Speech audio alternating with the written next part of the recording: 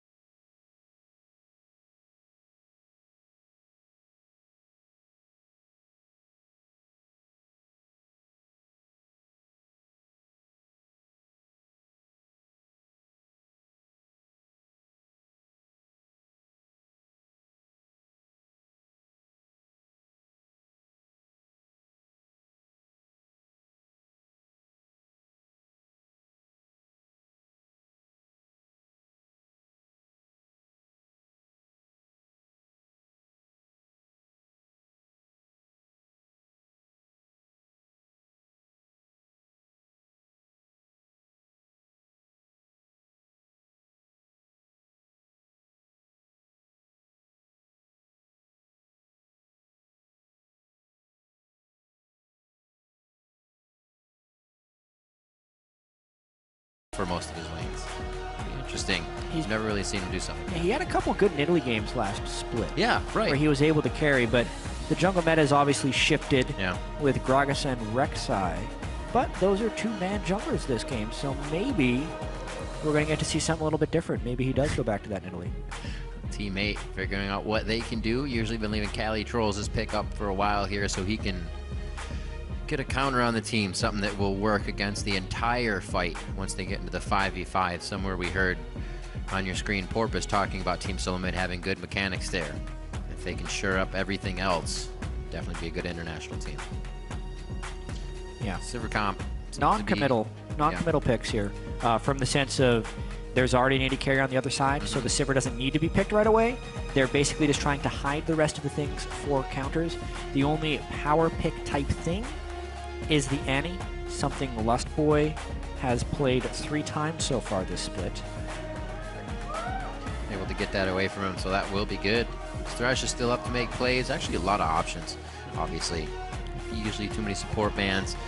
It may we see Bard, Hover, Gnar, and the Azir get locked in, however, after they're switching back and forth, showing Bjergsen takes Azir right away. Yeah, definitely a difference in methodology between these two solo lane choices being right out of the gate. Oftentimes you will see the counter picks for the solo laners wait until the last chance a team has to pick in a draft. Teammate didn't think that there were power picks worthy in their first 2 choices, so they picked the Sivir despite an AD carry already being locked in. Team Solomid says, great, we think Gnar and Azir are both worthy of power picks. They're going to pick them regardless of counters. Pretty much the majority of the cards are already on the playing field for Team Solomid here, and Teammate gets to choose what to play against TSM's power picks. Darius has been on this Gnar now 2 games in a row already. Liquid and Gravity wins last week as they defeated them. Now for a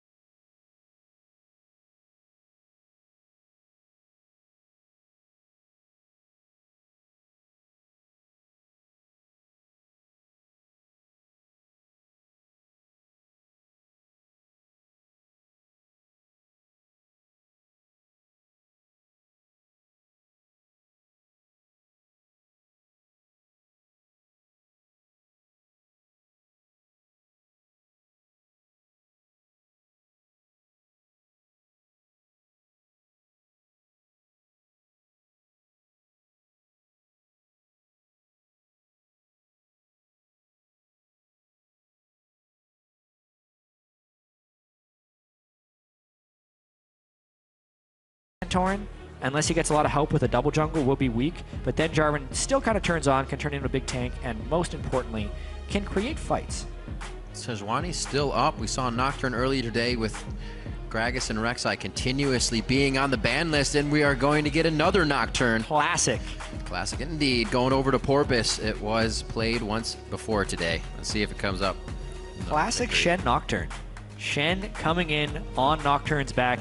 This was a staple of TSM team compositions back in early Season 2. So Dyrus will be the only one on the team that remembers those days. But still, it's a huge threat to the bottom lane specifically. It's an instant appearance of 4 people whenever they want, which is something that TSM needs to be very respectful of. I like the choice of those picks for what area teammate wants to attack. If Turtle has been weak, attack their weakness. And that's what this comp is built to do. You have the ability to get to him without being stopped now. We'll see if Porpoise can give Nocturne his first win of the split. Already 1 loss as it was used by Rush earlier today in the Impulse matchup versus Gravity. We're going to be jumping into this one. History Teacher and Loco Doco shake hands as they leave their teams now with their picks, and we're about to head on to the Rift. Going to be a fantastic match coming into this. I am really, really excited to see what Santorin can do on Jarvan. It's finally something kind of outside his box. It's not the Nidalee. Will it be something that can work for them? Yeah, we got to see Gamsu's top lane Jarvan. That seemed to be really effective. I actually think the top lane Jarvan's better than the jungle Jarvan. But in this specific situation, with the 2 big ones off the board, let's make some walls. All right, the comps are locked in, so hit Twitter, hashtag TSM or hashtag Team8Win. We'll update the fan poll in just a bit, as always. Getting into the match for our 3rd game of the day here. Let's see what these teams have for each other. It's been quite a bloodbath throughout each one. A little slow in the beginning of each game, but then somebody turns on the heat. So far, we've had some highlight plays. Maybe we'll get some more here. TSM versus T8. We're on the Rift.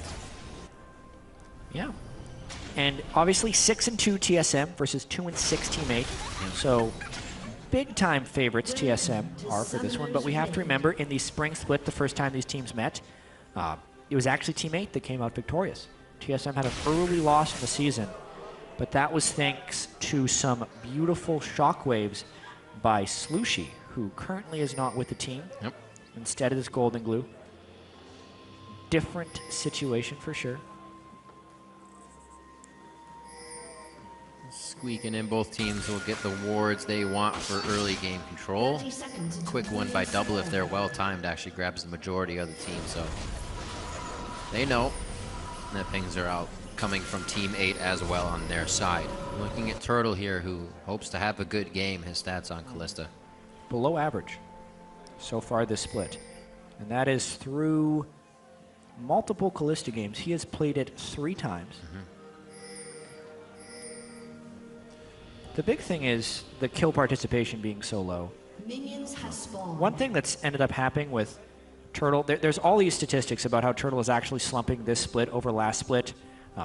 Last split, he led the entire LCS in kills. This split, he's 18th in kills. He had the 2nd most damage per minute of 80 carries last split. This split, he is actually dead last. Nien is the 2nd lowest, so not actually high-performing 80 carries so far in this game. But there's a lot of things that are lacking in Wild Turtle's play, and the slack has had to be picked up by the rest of TSM. I talked about the kill share stat in our last game with Doublelift, and how he had a lower kill share, around 31%, and higher kill shares in the past were 44 and 43, which is at the end of a split was the highest amount of kill share you'd have. Currently this split, Godo's going for a steal, doesn't get it. Currently this split, Bjergsen is sitting at a 45% kill share for TSM, which is kind of an unprecedented number. It's not necessarily sustainable either, because the team does need adequate kill distribution and people to succeed in order for them to find wins. And that has been kind of the Achilles heel of TSM's losses. If Bjergsen makes one mistake, he's all of their gold distribution in most of these games, because no one else has been able to find kills or generate kills with help of others. So therefore, they're not looking like the team they should be if they want to be the top team in North America. So I kind of like seeing Santorin now on a different jungler, can secure those kills for himself if he wants.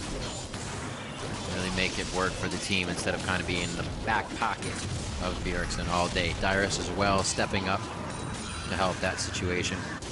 And it seemed after kind of MSI, TSM was more tempered the fear of either the community or themselves making mistakes and not wanting to make those mistakes again.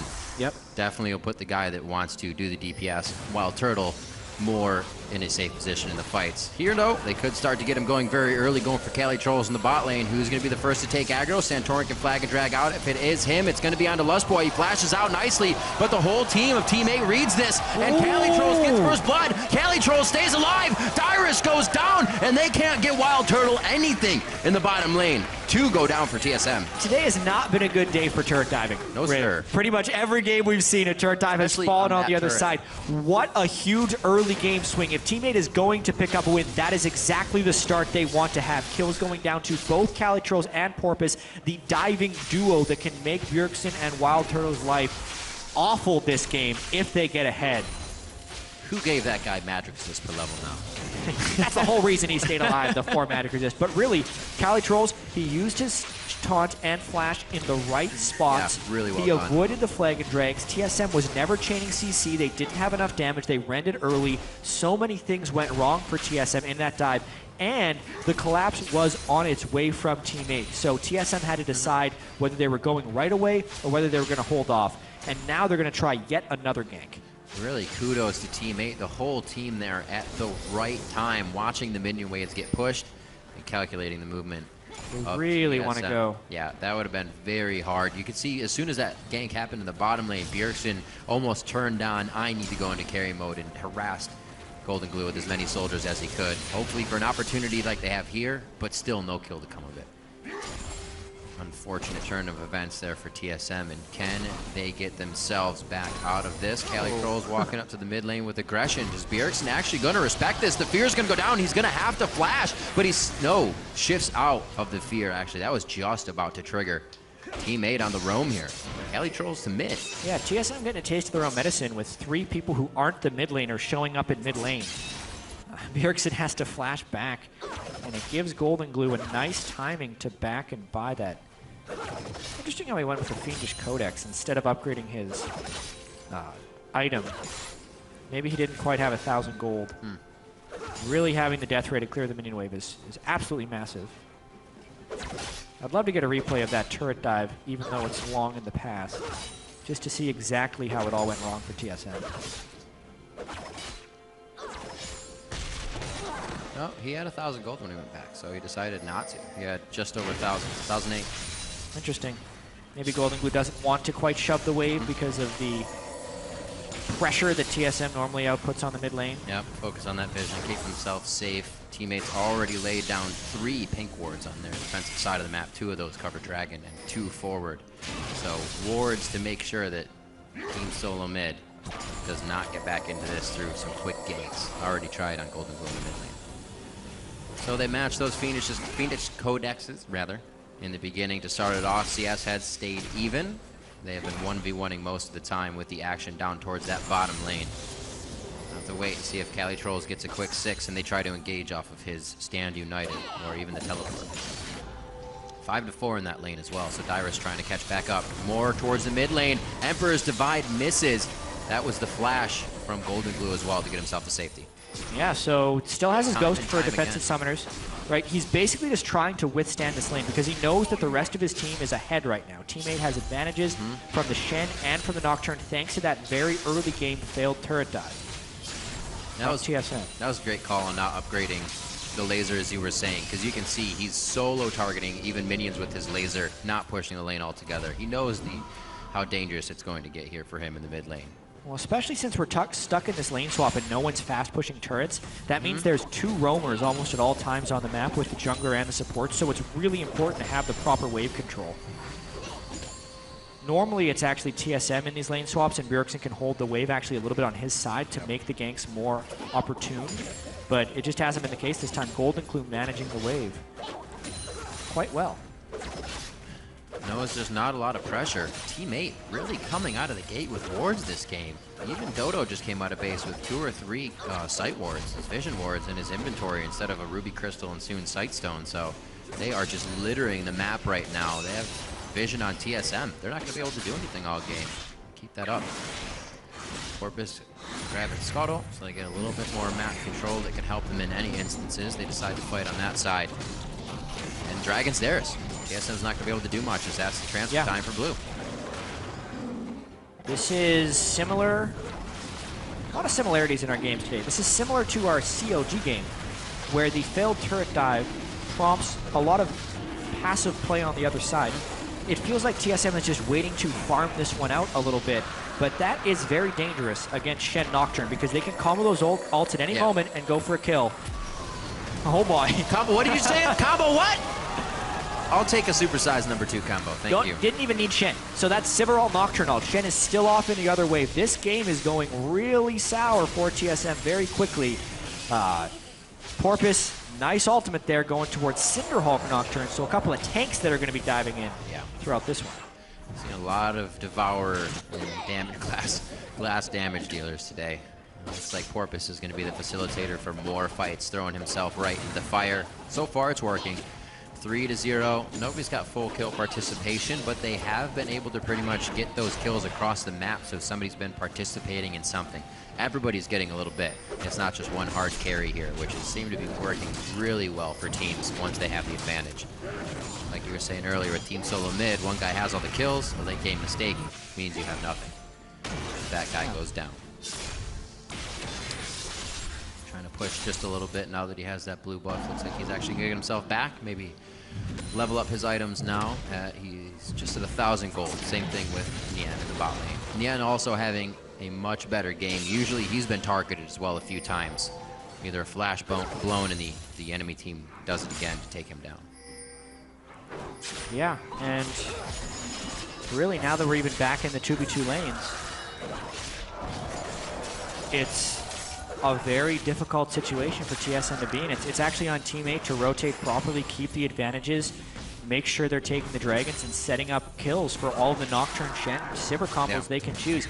They're the ones that get to choose the fights. It's not necessarily Santorin's Jarvan, even though that's the situation they would like to be in, because the rest of TSM is so far behind. They've suffered deaths in basically all of their solo lanes. One for Lustboy, one for Bjergsen, and another for Dyrus. You could definitely see the Jarvan pick coming into play. Nian on the hunt, won't be able to get away. Throw soldiers in there and start chopping them up. But they cannot get close for any of these engages. Everything is started by teammate. Already with the 1,200 gold lead.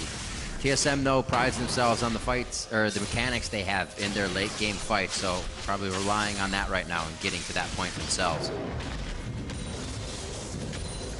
Dyrus not doing too bad in the top lane, but also not a lead on the Cali Trolls either. Yeah. So only 1,200 gold difference. The CS in the lanes is actually staying quite close. Yeah. Very important that Golden Glue can stay safe in these fights because his damage onto the Azir can nearly one-shot him. If after he bursts the damage, Nocturne goes to fly in to finish him off. That's one of the big differences we could have in this game about actually killing the Azir. Phoenix's Azir last game, for instance. TF could get on him, but there was no follow-up. Here, there's multiple things that can actually close onto the backline. Wild Turtle hasn't been much of a threat, hasn't been able to do much damage. It's all about killing Bjergsen. And teammate has built the composition to have target selection from pretty much anyone. Right, unless TSM is going to be rushing those Banshee's Veils, they have no way to stop that target. And Porpoise is going to be able to do that finalizing damage whenever he wants. Setting up now to the top lane. TSM finally doing something on their own terms. He already knows. You can see Cali Trolls starting to take a step back here. Taunt could easily get him to safety, but then they use the Cataclysm, so ultimate wasted for a flash. I'm sure TSM's going to like that. Pick up some extra gold on the outside, and they may be able to pick up bottom here as well to trade it off. Cali Trolls playing hyper safe right there. Big roam comes up from TSM. It's all about what teammate can capitalize off of TSM's investment for that flash. Pushing bottom, not really able to push mid, but it ends up being reactionary territory. Feel nice to be able to just build a Sunfire Cape first against that Gnar in the top lane, not taking too much damage, and now he can provide even more as he dives into the middle of the fight. Things playing in favor of teammate here. We said that turret was just grabbed in the bottom lane. See if Wild Turtle can stay safe in this instance. I don't think he'll be getting dove. Mid lane also has to be careful. Teammate now trying to deny resources on the side of Team Solomid. They're losing a bit of control of their jungle. Oh, got him. So first gank from Team Solomid, unsuccessful to the top lane.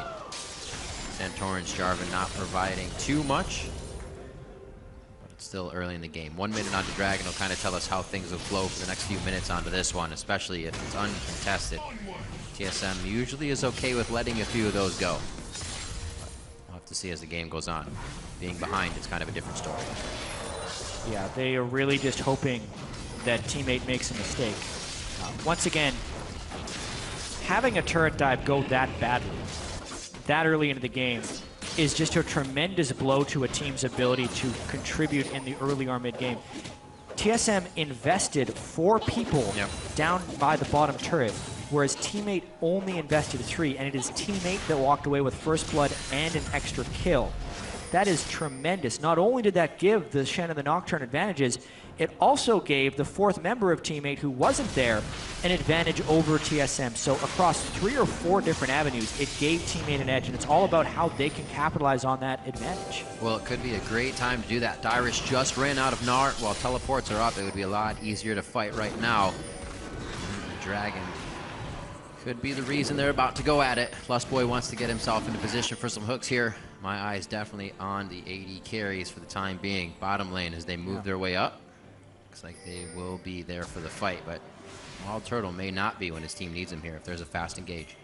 Yeah, this will be tricky. How willing is teammate to start the Dragon and peel off of it with Nocturne and Shen? It's going to be very close. They just go right away. Right to Bjergsen, that's the backline we were talking about. He spell shields the Emperor's Divide, actually. They get through. Santorin tries to block everybody. He's helping on the backline, but it's going to be Bjergsen that goes down. Turtle's hitting Cali Trolls, but he's got that Sunfire cape already, doing hardly any damage, chipping away at the brick wall. Teammates forced to watch Cali go down as Turtle gets a double kill. Unfortunate there, a very chaotic fight. Very heavy dive, but once Cali Trolls made it through to finish that, there was no damage follow-off behind because Dyrus was actually zoning off a lot of people there. Teammate continues to stay on this Dragon. That's a little dicey. Porpoise low on mana. Still got Golden Glue coming in. Chaos Storm, his ultimate is down, but the laser is still able to poke them off here. I don't think anybody's coming over. Wild Turtle going to throw the arrow in just a little too late. Porpoise picks up Dragon.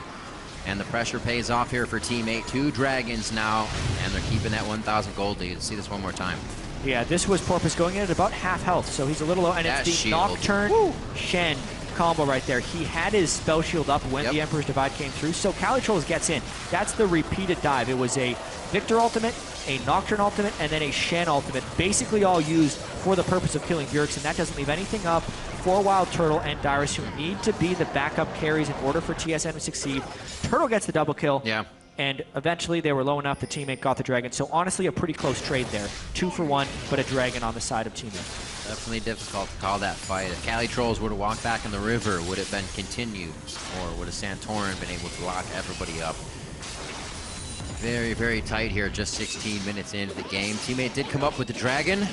They also lost 2 members to losing Bjergsen on that one. And Wild Turtle starting to get going. That first pick of Kalista over on the side of TSM here for the 80 carry that they are wavering on.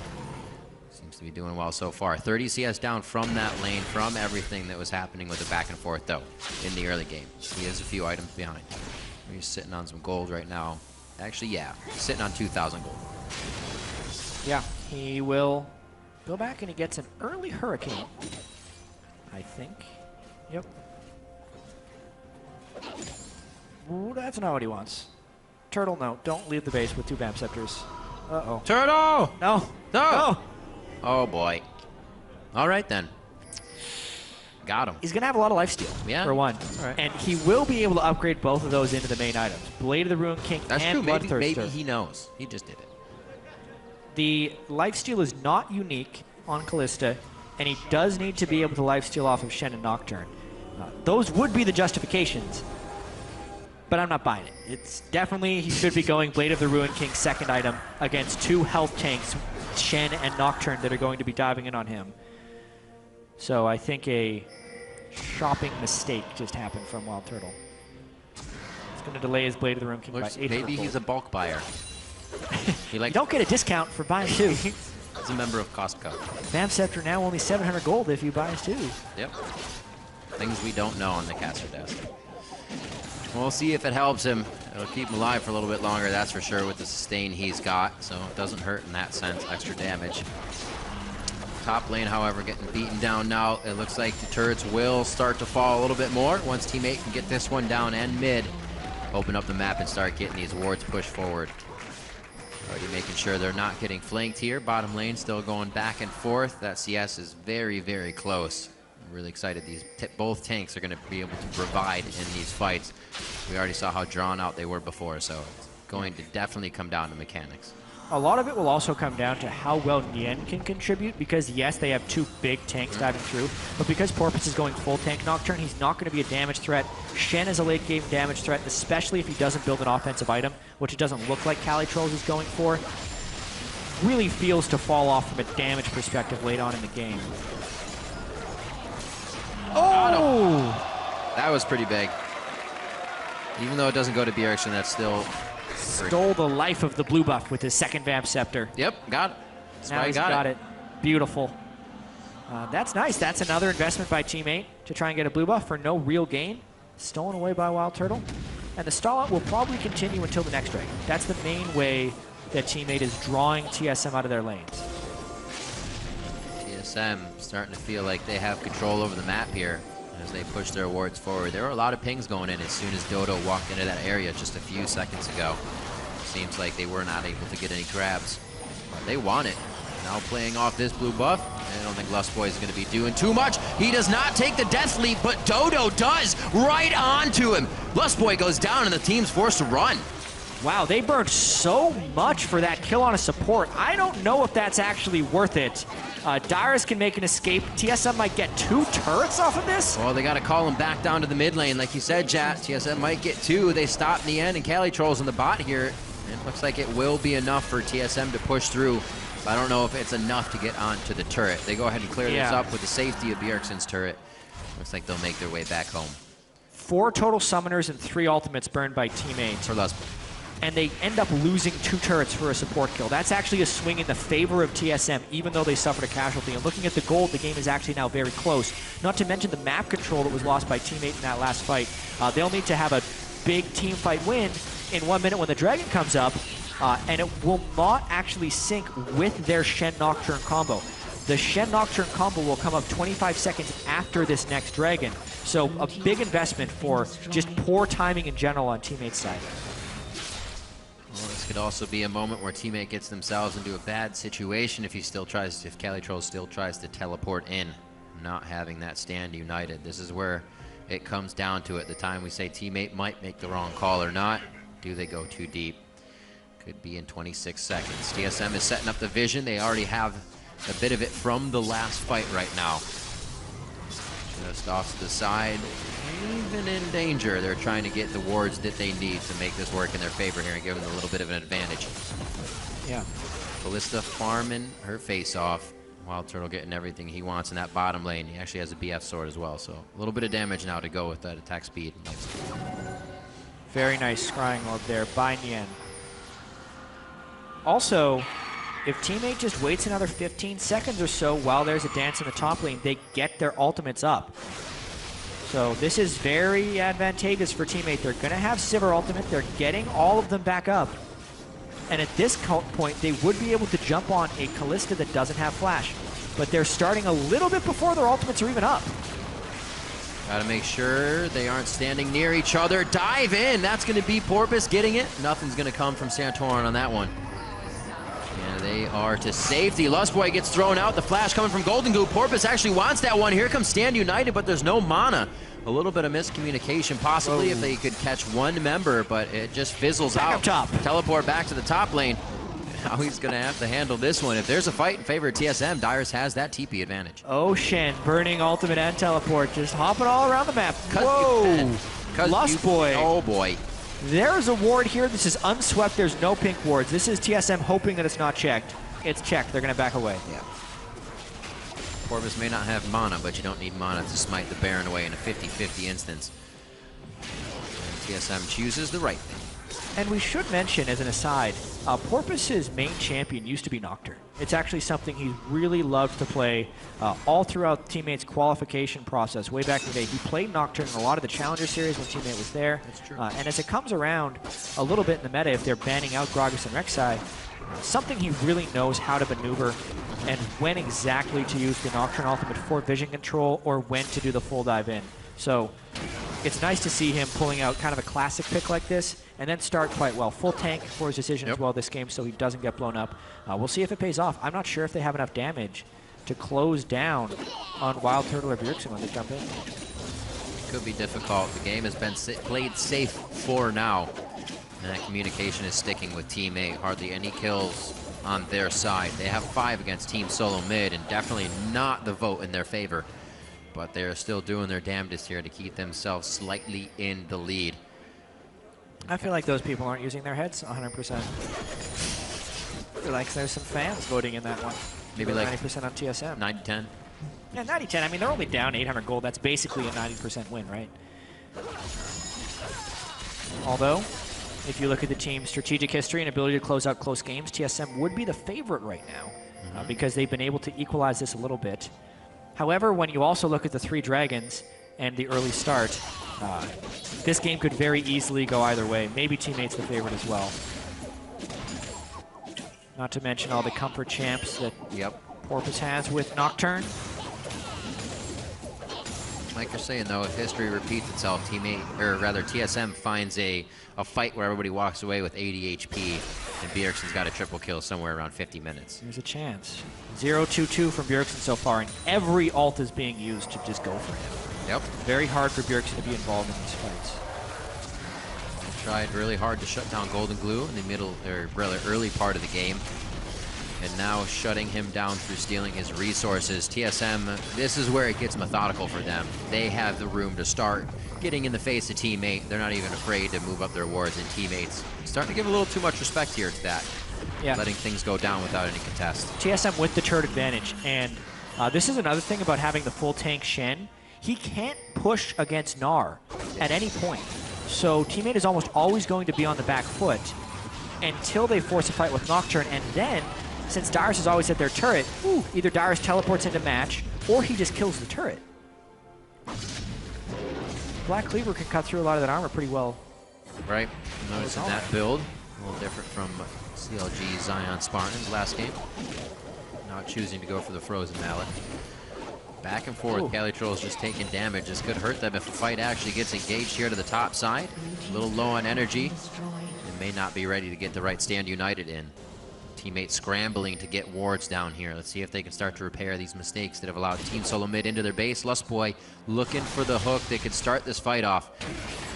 And right over to Dodo. They let Porpoise pass by in the bait, and they're able to completely take down the support. No anti-flash coming in on this one.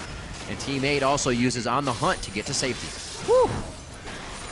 Taste of Shurima right there for Dodo coming from Bjergsen. A little salty. Little oopsie on Santorin's ultimate afterwards. No one was ready to follow that up. But instead, Darius is going to pressure the other turret while they go for Baron. This is a hard to steal Baron because Porpoise has no flash and no ultimate. I think we're seeing a fight here.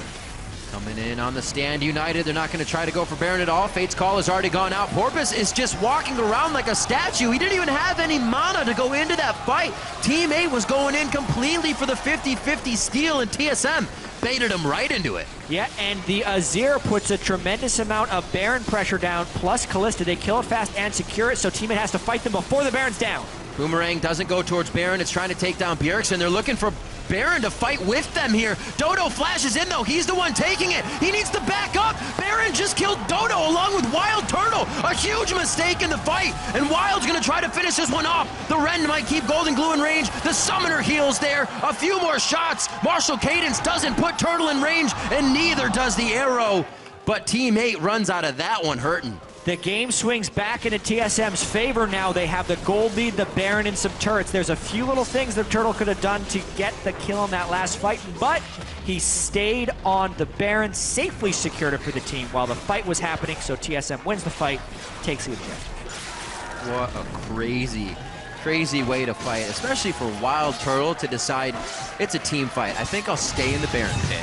Yeah, 4-0-1 so far from Turtle, but this time it is a 4v5. There is an Annie already gone in this fight. Porpoise also had no ultimate, no flash, so a very sloppy engage. Teammate was never really committed to going in. Golden Glue could burst Lustboy, but then the fight continues, and Teammate really wants to stop this from happening, so therefore they go all the way into the pit.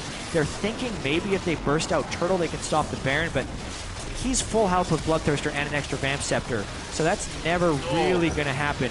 Secure Ren, and then he couldn't quite get the kills. Whoa! We're back in it, baby. It's a fight already.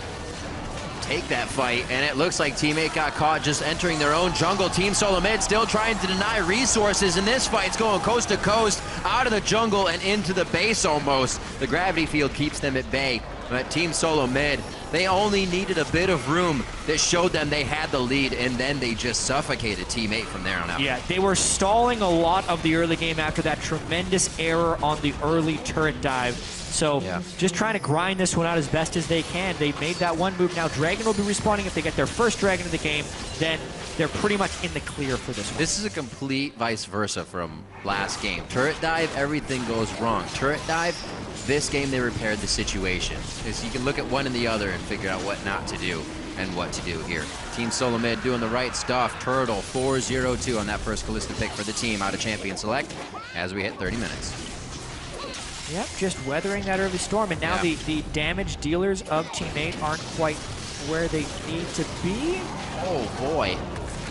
Okay, they are really dedicated to trying to take down Dyrus right now. Even after the team disengaged, they thought Tibbers would be the good thing to do. A little bit of miscommunication here from Teammate as they try to kind of squeeze out a few kills. The rest of the team not on the same page. Yeah, maybe they thought they'd get the mid lane turret, but... Yeah, that's true. Hit that, and Bjergsen may not be able to stay. It's been a very unfortunate year for Teammate. 2-6 if they don't follow this one, they're 2-7. This is the fight that happened while we were in our last replay. So Nien warded out in his own jungle, did not flash to the other side of the wall, so instantly killed. Getting super stuck. Yeah, and then it's literally just a team that is so far ahead versus a team that has no damage potential. It's just Victor right now. The full tank Shen, the full tank Nocturne, no threat to stop TSM from running through them. Teammate needed to snowball substantially off of that early lead, and they could not do that. With the way they had the lead, they never had their lanes prepped. They never had a chance to win a fight and take something down, never grab a turret. Seems like TSM always has that in their favor. They leave themselves a few rooms to make mistakes, even while being behind somehow. Yeah, even if this is a win for TSM, it's going to be another win that they're just not satisfied with because of how poor the start was. Giving up multiple kills, giving up the first 3 dragons of the game. Definite scare, but now they're in full control 31 minutes in. I agree with them to an extent, but the way the games go, it comes down to pretty much, oh ma, I got a 98 on the test. You still won the game pretty handily. Let's see if they could do that once again. Mikhail's Crucible, if anybody gets into a scary situation, coming now from Lustboy, so TSM has a lot of options to work with here if they get a bad engage. If Dodo gets into the spot he needs to. Flash, Tibbers is up for him along with Talisman of Ascension, so they can easily get into range with a double up of On the Hunt and 2 Randuins to keep everybody in range. There's one. Wild Turtle's the caboose of this train, and it looks like he may get hit. He actually gets popped back. Does not take the Lantern because the fear hits him up halfway through. They're going to keep going on for this fight. TSM is kind of stuck in a choke point right now. A nice Emperor's Divide will cut off that pathway, and Teammate actually has to head back home. Dyrus wasn't even in this fight when they lost Turtle for his first death. He's taking the inhibitor. Dyrus decided to not teleport in for the team fight. That was a full disengage play from TSM. Turtle does go down to all the ultimates, but they get a big chunk out of that top turret. Oh. Takes the Lantern. 1 in a million.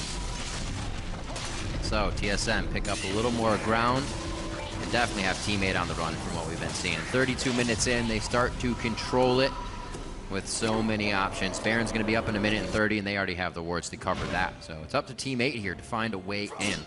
What way can they make a fight happen? Yeah, well, basically like we saw in the jungle, they need to synchronize their ultimates, they need to pile on to one target, finish him off, and then hope the rest of the stuff doesn't kill him. If in an ideal world, Dodo can get a double stun on Wild Turtle and Bjergsen, Calitros can get a double taunt, and that would give time for Golden Glue to come in and actually combo both of them. I feel like if teammate only combos one, they won't have enough damage to take down TSM, who's building towards a triple threat composition. Darius with Black Cleaver, having the Azir, and also the 4-kill Callisto. Teammates still have their own options. They can do home guard teleport instead of a stand united teleport into these fights as well. Things will happen. True. Even small enough to take TSM off guard and kind of see the fight differently. Maybe their way in. So far, it's only been teleports onto Porpoise once he's going into the fight. Looks like they may be taunting TSM here into something they want, but they'll bite. TSM feels stronger. Very, very tanky Santorin right now at this point in the game as well. Say full tank Jarvan operates better than full tank Nocturne, generally speaking. They're going to run the lane. They're timing the inhibitor for coming back up right now. Yep. Nicely played. Right there in time, but home guard boots do exist. Here comes teammate. Might get it. Bjergsen's already put a soldier back for shifting sands. He gets himself to safety. So not all the damage they wanted on the inhibitor, but they do remove teammate from a dangerous position on the map and having forward control of that Baron pit. And now TSM has the goal side that they want. Porpoise just on the edge. Good thing he floats. Yeah, and big thing here is Nian taking about half his health. Luckily, he has a Vamp Scepter to start healing some of it up. The waves are actually pushed against TSM right now. It would be great if teammate had Calitros in one of those lanes. He could even burn his teleport to go to one of those lanes right now and then just pressure it while still having the stand united. That would force TSM into a Baron decision. Yep. But as of now, TSM isn't being punished for those giant waves. Dodo, little Fiendish Codex for him as well as he builds up to his items, so a little bit more damage for him. Calitros is actually taking a pretty significant amount of damage just from a few hits in the Ren there of Wild Turtle, so everybody's going to have to be careful. Porpoise tanky in his own right here, so he can sustain or stand a little bit more. Not looking good though. Teammates always starting these fights very low in HP. Dragon 4 is actually something the teammates in position for though. They can burst it down really quick. Yep. Good decision, definitely puts a timer 6 minutes onto Team Solomid, so aspect of the Dragon cannot be a thing. I like what teammates doing here. They really give themselves an option on the table. And Team Solomid, they might work now knowing that Dragon went down. They weren't sure with how much vision they've lost in the bottom. Were they about to get flanked? No, Dragon was being done. And Team Solomid, you can see them not happy with that. Definitely not. Despite getting that one inhibitor down, the game is kind of stalled around this Baron pit. They don't have the pick required to necessarily start the Baron super safely. But maybe they just go for it with the pink ward inside. Turtles and Tauren. They trade each other back and forth. Yeah, this will stack up more and more Rens, which makes the Baron easier and easier secure. And Bjergsen's actually zoning right now. Look how low Porpoise is. That basically secures the Baron unless it's a Miracle Steal. They have to know. Scrying Orb is down as well, so they can't Scrying Orb to get the Nocturne in. Nope. Baron for TSM. They give it up. That's the two-man Baron Wild Turtle with the Blade of the Rune King and a Bloodthirster able to sustain and marshal cadence back and forth to take some hits for Santorin. Very nicely done. Team Solomid getting all the control they want step by step without losing too much of what they've gained. Looks like they're back on the inhibitor turret in the mid lane. It only took a little bit of time. And again, they cannot get it to go down. Looks like that one's going to be the stalemate for a little bit until these waves come in from the side lanes. And they definitely have to respect Nocturne and Chen. Maybe this comes down to even a dragon fight. Yeah, absolutely. Another 5 minutes or so. It's also about 2,000 gold sitting on Bjergsen. He's trying to farm up to buy a death cap straight up, which would then really explode his damage in this game. Wild Turtle nearing max item Callista as well, which makes it a fearsome task for Calitros and Porpoise to cut through him. Yeah. Having the double lifesteal and the Last Whisper against two armor stacking tanks, this is the point of the game where the 80 carry fights back. Because he's now able to kill the tanks as they dive him in. With double lifesteal, unless they actually get more support, they probably can't even kill Turtle. So close to the death cap. He's going to wait on the gold. He is. He's waiting in base for the gold, and he just gets it. Come flying out now, so it has been finished by Bjergsen. His power ramps up in these fights. Dyrus getting that bottom wave push. We were talking about how little janitorial duty needed to be due on TSM's lanes, and it's going to be a much, much harder push to stop for Team 8 here when they're going to be spread thin across all 3 lanes. The main win condition for Team 8 would be that 5th dragon, but how can they actually get out of their base to prep the dragon and probably get a pick? They need to initiate onto the right target. And yeah, just have Mien like try and run out of the base. Solo mission next to the dragon. It'll be tough. Not gonna happen. Not something that looks like is in their near future. Dyrus already able to push the bottom turret in. I really like what Dyrus has been doing this game. Just solid split push pressure the entire match. Flash doesn't hurt. They don't know which way to turn right now. Too many things going on inside the base, and Team 8 still needs to stick together for power and numbers here. Once they're separated, Bjergsen can zero someone out and push the other side out with Emperor's Divide. Whoa. On the hunt for Dyrus. It's going to take him forever to take that down. Definitely longer than that inhibitor's life. So that's going to go down to the top side, and TSM are just making moves off the ball right now and coming up very big. Yep, that is another inhibitor defending turret down. There's no Sivir ult for an initiation. They would have to just kind of brute force one in, but even then they're going to lose more. Bjergsen even exposes himself, and Team 8 not willing to pull the trigger. They're getting a slow bleed out of this game. That's that hesitation.